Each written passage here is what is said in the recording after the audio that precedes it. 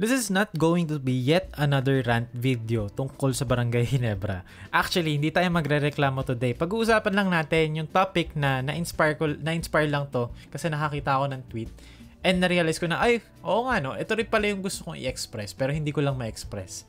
So anyway, hindi tayo magrereklamo today. Just going to talk about the topic. Yung mga reklamo-reklamo na yan, medyo move on na tayo dyan kasi meron na tayong medium or outlet para dyan, which is yung series natin na Barangay Rebuild. Hindi tayo nagrereklamo doon though. Ina-apply natin instead yung mga gusto natin mangyari. Diba? Ganun naman talaga eh. So instead na magreklamo ako, ginagawa ko na lang. And nag-e-enjoy ako doing it. And in my opinion, hindi ako nagpo-promote. Yung series na yun, pinakamaganda kong series right now sa channel na to. And hindi ko binobola or hindi ako nag-aano ng sarili ko. Na-enjoy ko lang talaga. Hindi ako yung tipo na pinapanood ko yung mga sarili kong videos. Pero yun, medyo binabalik-balikan ko minsan. Kasi nakakatuwa talaga siya. Anyway, so itong topic na to, ang title ko sa buong board na to, The Search for Barangay Ginebra San Miguel's Go-To Guy. So, naglagay ako ng 4 na players dito na candidates. Pero alam naman natin lahat na ang sagot ko rito is wala. Pero i-explain ko pa rin kung bakit. So pag-usapan muna natin Barangay Ginebra.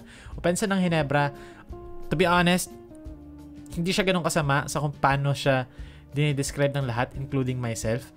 Kasi alam niyo naman ako, mantra ko this conference, even last conference, na medyo hinay-hinay sa triangle kasi hindi siya bagay sa roster. Yung construction ng team is hindi pang triangle. Dapat nagtatatakbo sila, dapat puro transition attack sila kasi yun yung buo ng team eh. Athletic, dynamic, a lot of guards, a lot of wings na feeling nila guard sila. And even yung bigs, not really big men. Example, Troy Rosario. To some extent, Japet occasionally. So I think this team should run a little bit more. Pero in terms of their statistics naman, 98.6 points per game, first 8 games sila. Not bad. Hindi sila umabot ng 100. Pero nakikita ko naman sa games na kahit na panay triangle pa rin sila. 'Di ba? Ang gusto ko lang naman mangyari is bawasan, magtakbo ng spread, magtakbo ulit sila ng mga give delay nila, ng mga zoom actions nila, mga trail big actions nila, empty side pick and rolls na medyo this conference nakakakita naman ako occasionally. Pero the offense is not that bad. Pero it is bad. Anyway, pag-usapan na natin yung first player, which is Scottie Thompson. 'Di ba? Pag all-Filipino, team to ni Scottie Thompson, which is true. Pero the thing about Scottie Thompson is kaya niya mag-average or kaya niya mag-lead ng team sa scoring. Pero yung scoring na yon, hindi siya, okay, paano ko ba explain? Yung scoring kasi ni Scottie, hindi siya yung scoring na kine-create out of thin air. Ito yung tweet na nag-aano doon, nag-e-explain doon. Diba? Si Scottie Thompson, hindi talaga kasi siya programmed to score.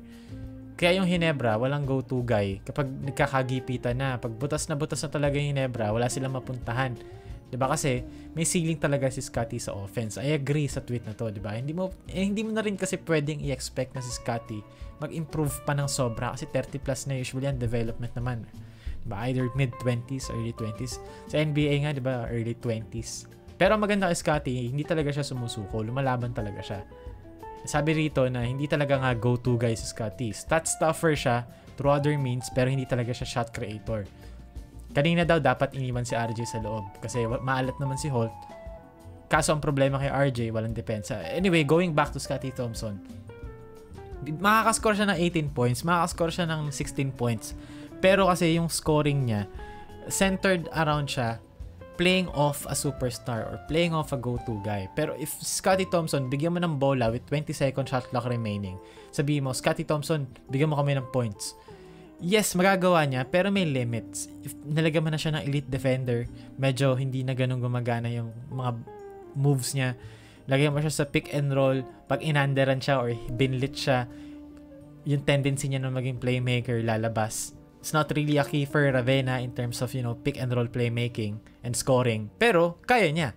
Pero, may limit din. May ceiling din. So, kumbaga, kailangan mo pa rin ng Justin Brownlee, kumbaga, na kailangan mo pa rin ng local Brownlee to play alongside Scottie Thompson. Which is, ang goal naman nila, noong umpisa, kaya nila kinuha si Stephen Holt is to be that guy. Kasi 20 points per game siya sa terra firma.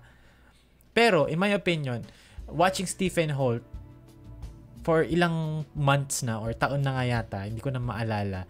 Pero, Stephen Holt, hindi siya kasi yung player na scorer din eh. Kumbaga Scottie Thompson din si Stephen Holt. Wala, si Maverick, si Stephen Holt, tsaka si Scottie Thompson, pare-paras na player lang yan. Kumbaga, pare-para sila, magkakaiba lang yung seasoning. Ganon. Kumbaga si Scottie, wonton, si Stephen Holt, siomai, tapos si Maverick, xiaolong bao. Ganon. Pare-paras lang halos. Not that different. Though si Stephen Holt, again, going back, yung bag kasi ni Stephen Holt, maglalagay na lang ng clips dito yung sa 0 out of 9 performance niya kontra sa Meralco Bulls. Stephen Holt, yes, despite, mukhang hindi nakakashoot masyado, 40% pa rin siya sa 3 points as of recording this video.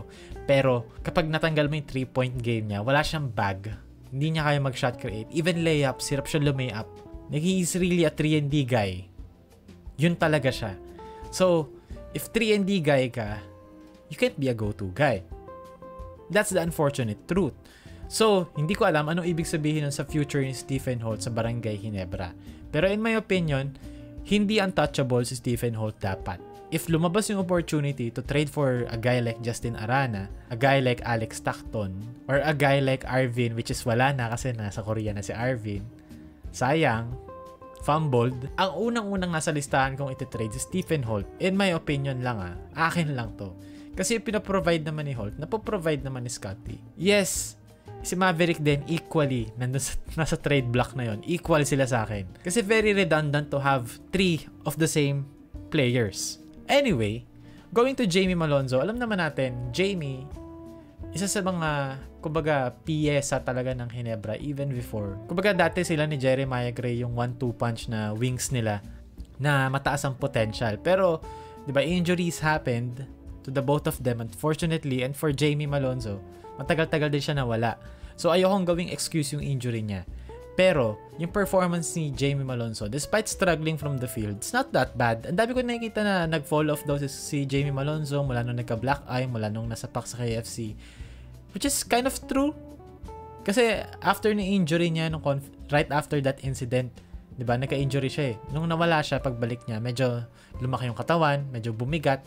Pero I feel like unti-unti naman nang nakakabalik si Jamie. And si Jamie kaya niyang mag-contribute sa ibang factors like rebounding niya. Impressive siya this conference sa rebounding department. Defense, always been there. Yes, minsan may mga plays ko saan nakakalimutan mag-rotate, mag-help, etc. Pero still, factor pa rin si Jamie. Pero, again, hindi siya go-to guy. You can't tell Jamie Malonzo na Jamie isolation, bigyan mo kami ng basket.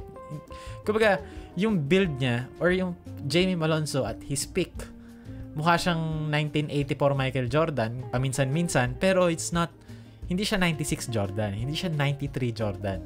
Therefore, hindi pa rin siya pwede maging go-to guy. He is someone na magpi-play off the go-to guy. Sila ni Scottie Thompson yun. Sila yung tatakbo sa fast break, sila yung sasalo ng catch and shoot, sila yung aatakihin yung long close out at the drive papunta sa basket. The final player sa listahan natin ay si RJ Abarientos, na topic kanina dito sa tweet na to.